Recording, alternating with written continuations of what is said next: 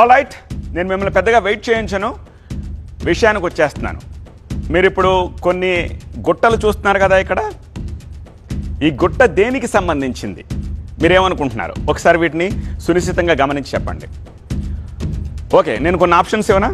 పొలానికి వేసే ఎరువు అనిపిస్తుందా అలాగా? పోనీ గ్రామాల్లో పశువుల కొట్ట ముందుండే ఒక పెద్ద కుప్ప అనుకుందాం, అలా అనిపిస్తుందా? పోనీ వర్మి కంపోస్ట్. సరే, మీరు ఈ కుప్పను చూసి ఏదో ఒకటి అనుకునే ఉంటారు, కానీ మీరు అనుకున్నది ఎంత మాత్రం కాదు. నేను చెప్పిన ఆప్షన్స్లో మీరు అనుకునేది ఏ మాత్రం కాదు. మరి ఏమిటిది? ఇదొక కల్తీ ప్రోడక్ట్.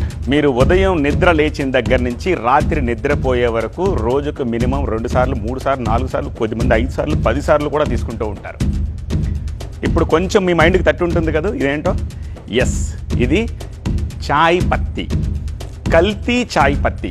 చెత్తల కుప్పల కింద ఎలా పోగేశారో చూశారు కదా.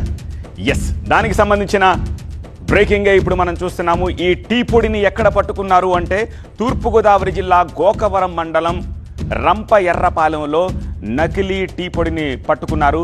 అక్కడ ఒక పాడుబడ్డ ఈ రైస్ మిల్లులో ఈ నకిలీ టీ పొడిని తయారు చేస్తున్నారు. రైస్ మిల్లులో గుట్టు చప్పుడు కాకుండా తయారు చేస్తున్న కల్తీ టీ పొడి గుట్టలే ఇవి.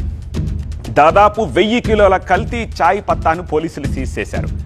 టీ పొడి శాంపిల్స్ని టేస్ట్ కోసం మనం తీసుకుంటూ ఉంటాం, కానీ ఆ వాసన, ఆ రంగు, రుచి ఇవన్నీ చూసి మోసపోకూడదని చెప్పే ఒక కల్తీ వ్యవహారం ఇది.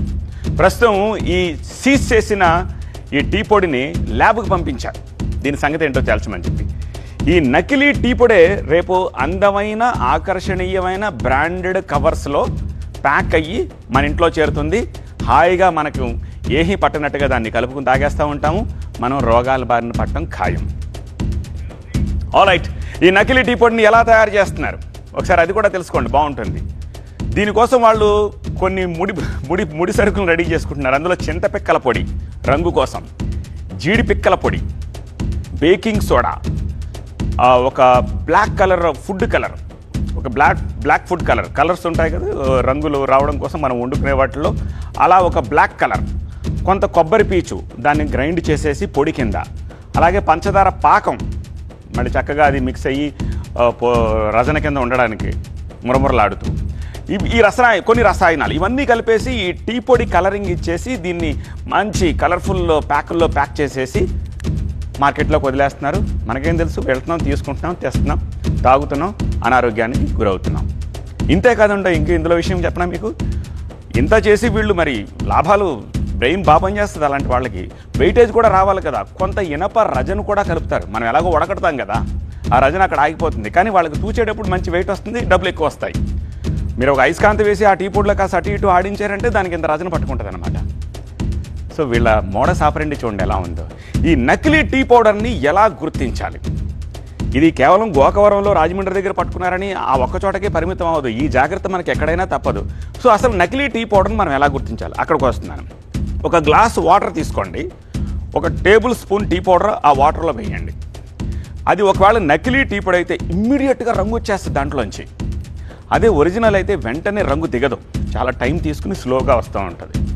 ఆ టీ పొడి నీళ్లలో వేసినప్పుడు ఈ రంగులాగానే వేయగానే ముద్దగా అయిపోద్ది నకిలీదైతే.